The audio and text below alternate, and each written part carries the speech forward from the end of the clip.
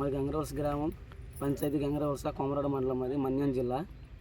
టమాటాలు వస్తున్నాయి, టమాటాలకి ఏనుగులు నైట్ వచ్చాయి, టమాటా మొత్తం ధ్వంసం చేస్తాయి. ఆ ధ్వంసం చేయడం వల్ల చాలా బాధగా ఉంది మాకైతే. ఎందుకంటే వీటి మీద మాకు జీవన ఆధారం. అవి లేకపోతే మేము లేదు, 5-6 లక్షలు వీటి మీద మొదలు పెడతాం. సంవత్సరం పొద్దు వీటి మీద కష్టపడతాం. కష్టపడినప్పుడు కూడా చేతికి డబ్బులు రాకపోతే మా చాలా బాధ ఉంటుంది కదా. అక్కడెక్కడో అప్పులు చేసి మొదలు పెడుతుంటాం. నేను చేతికి వచ్చిన పంట పోతే చాలా బాధగా ఉంటాయి. బాధల్లో ఉండి అప్పులు చేసి అప్పులు తెచ్చి మా మీద పడతారు. అప్పులు తీర్చిపోతే చాలా బాధగా ఉంటాయి. వాళ్ళు ఇంట్లో భార్య పిల్లలు ఉంటారు, వాళ్ళేమో మమ్మల్ని చూసి బాధపడతారు. సూసైడ్ తప్పించి ఏం మాకు ఉండదు. ఎందుకంటే ఏనుగులు వస్తున్నాయి, ప్రతి 5-6 సంవత్సరాలు వస్తాయి, వచ్చి ఇలా ధ్వంసం చేసి వెళ్ళిపోతుంటాయి. గత ప్రభుత్వం వచ్చింది జగన్ గారిది, వచ్చినప్పుడు కూడా ఆయన ఏమన్నారు, ఏనుగుల్ని తీసి తరలిస్తామన్నారు.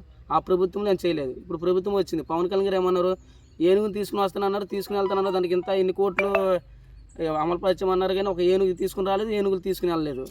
ఇవతల కల్లుకోట, ఇవతల దుగ్గి, కుమ్మరగుంట, కందివలస చుట్టుపక్కల గ్రామాల్లో ఇలాగే వస్తుంటే ఇలాగే నాశనం చేస్తాయి. టమాటానే కాదు, అంటే చాలా వ్యవసాయాలు ఇలాగే పాడు చేస్తున్నాయి. చేతికి వచ్చిన పంట పోతే రైతు ఇంకేది ఎక్కడ ఉంటాడు చెప్పండి ఒకసారి. రైతు కూడా బతకడానికి కూడా ఆశలు తగ్గిపోతుంటాయి. ఇప్పుడు సినిమాలు ఎలా చూపెడుతున్నారు రైతు గురించి కూడా, ఇక్కడ రైతు పరిస్థితి కూడా సినిమాల్లాగా జరిగిపోతుంది. కానీ ఒక ప్రభుత్వం వచ్చి రైతు గురించి ఎవరు పట్టించుకునే నాదులు లేరు. రైతు భరోసా శాతం, ఈ భరోసా శాతం, అజాతం అంటున్నారు. కానీ రైతు పంటకు చేతికి వచ్చిన పంట పోతుంటే రైతు అంత బాధపడతాడు. ఏంటంటే రైతు భరోసా వేసేస్తాం, ఇంత వేస్తాం అని చెప్తారు. కానీ చేతికి వస్తాయి వాళ్ళు వేసిన 10,000, 15,000 మన చేతికి వస్తాయి. కానీ మనకి ఆ పోతూనే ఉంటాయి. కానీ లక్షల్లో మేము మధు పెడతాం. ప్రభుత్వం నుండి స్పందించి ఏనుగుల్ని తరలిస్తే మేము హ్యాపీగా బతకడానికి అవకాశాలు ఉంటాయి.